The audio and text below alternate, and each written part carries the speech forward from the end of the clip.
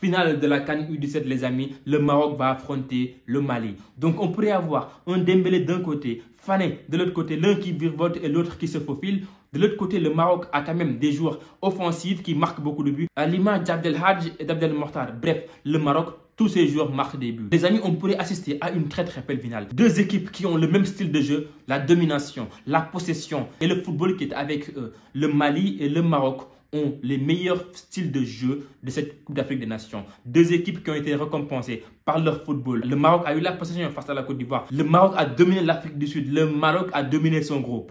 De l'autre côté, le Mali a balayé le Burkina Faso, a dominé la Tunisie et donc là, la finale va être électrique. Qui est-ce qui va gagner la bataille de la domination, la bataille de la possession du ballon? Ça sera extrêmement important parce que ces deux équipes-là ont quand même cela en commun. Mais avant d'aller en finale, on va reculer un peu. On va aller voir la Côte d'Ivoire et le Burkina Faso qui vont s'affronter en troisième place. Les deux équipes quand même malheureux des demi-finales. La Côte d'Ivoire éliminée par le Maroc au tir au but. Dans un match disputé quand même, ils n'ont pas démérité. Le gardien du Maroc était juste incroyable. Mais sinon, la Côte d'Ivoire n'a pas démérité à jouer avec ses armes, mais a finalement perdu. Donc va affronter le Burkina Faso qui, lui, a perdu face au Mali. Je pense un meilleur que lui, mais n'a pas démérité parce qu'on a vu totalement son style de jeu. Donc, c'est deux équipes quand même qui vont s'affronter. La Côte d'Ivoire qui a un football bien défini, bien déterminé, un effectif qui savent jouer au foot, un effectif qui est technique et physique en même temps et qui a de très bonnes individualités. De l'autre côté, on a le Burkina Faso qui a un style de jeu qui est un peu semblable à celui du Real Madrid. Une équipe qui recule et qui compte sur les individualités de devant. Avec leur meilleur buteur, le Burkina Faso peut faire mal avec ça. On fait mal avec ça jusqu'ils sont tombés sur un grand Mali qui a su les contenir. Donc le Burkina Faso, comme le Real Madrid, il faudra essayer de vous surpasser cette fois-ci. Il faudra essayer de se surpasser et de ne pas tout le temps compter sur des ballons longs pour retrouver notamment les individualités de devant. Il faudra sûrement construire. En tout cas, le Burkina peut avoir un football plaisant. Je suis plus quand je leur vois jouer des jeux de transition longs, des jeux de transversal pour les changements de côté. C'est quand même incroyable. Mais il faudra quand même en montrer davantage pour battre cette équipe de la Côte d'Ivoire parce que c'est une équipe qui est très bien en place. C'est une équipe qui n'a pas encaissé de but, notamment en phase à élimination directe, mais qui n'en a pas mis non plus. Ça, les Ivoiriens, il faudra que vous marquiez. Il faudra que vous marquiez à un certain moment donné parce que tous les buts que vous avez marqués dans cette CAN-là, c'était lors des phases de groupe. Ça, c'est pas normal pour une équipe comme la Côte d'Ivoire.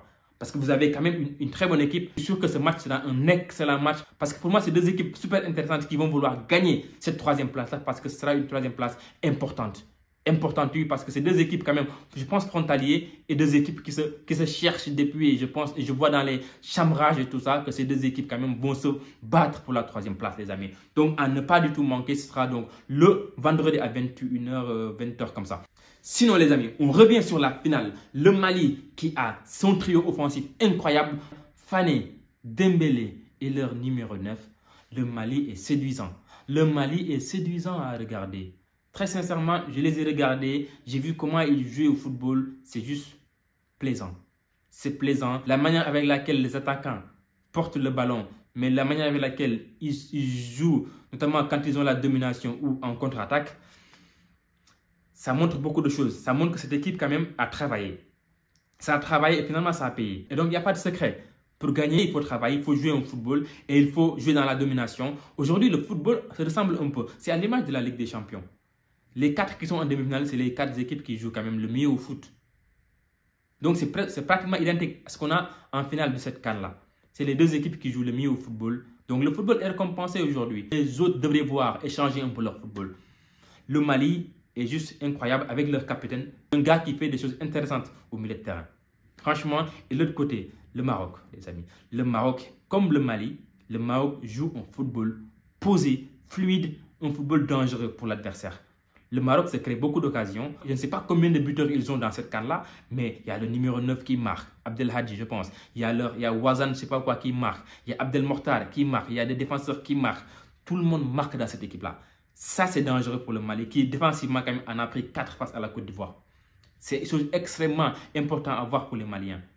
Mais les Marocains, quand même, ils sont incroyables. Franchement, ils jouent un bon football et ils sont chez eux. Ils sont chez eux, ils jouent à la maison. Et là, ça compte encore une fois. Les supporters derrière, l'effervescence du Maroc. Parce que le Maroc a un objectif bien défini. Le Maroc ne veut rien laisser dans les compétitions africaines, notamment cette année 2025. Ils veulent gagner cette CAN U17. Ils veulent également gagner la CAN des seniors. Ce n'est pas moi qui le dis.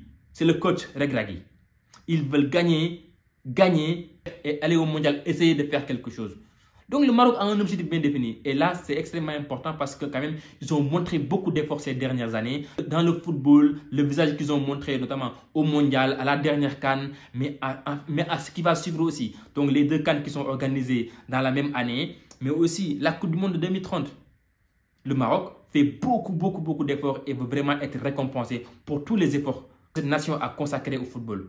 C'est extrêmement important et j'ai vraiment hâte de regarder ce match-là. En tout cas, que le meilleur gagne entre ces 2 équipes-là. Moi, je suis sûr que ce sera une confrontation de style très plaisant à regarder.